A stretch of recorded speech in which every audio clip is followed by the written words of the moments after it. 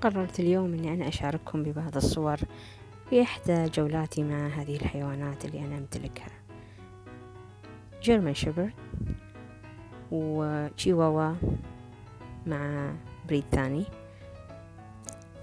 حبيت اليوم أن أكلمكم عن هذه الحيوانات ومدى هذا الكونكشنز أو هذا التواصل ما بين الإنسان وما بين الحيوان، خصوصا بعد جائحة الكورونا التي مررت فيها، وكانت أول شخص عرف بمرضي أو بإصابتي بالكورونا هذه الكلبة اللي تشوفونها. كانت تأتي إلي وتشتمني، تأتي إلي وكأنها تريد أن توصل إلي رسالة ما بأن هناك خطب ما، وكنت أتساءل ما الذي بها، ما الذي حصل بها.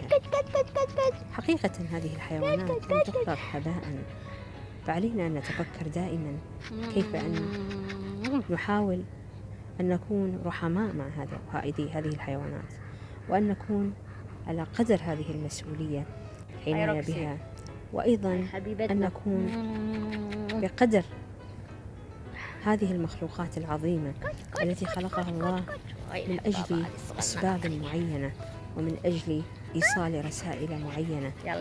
يجب أن يكون لدينا الحكمة والذكاء في الوقت لتربية مثل هذه الحيوانات، ليس فقط للشو أو للمباهاة أمام الناس بأننا نملك مثل هذه الحيوانات، ولكن علينا جميعا أن نحترم أن يكون لدينا حيوان يمكن في يوم من الأيام يكون هو أحد الأسباب التي تنقذنا من الموت.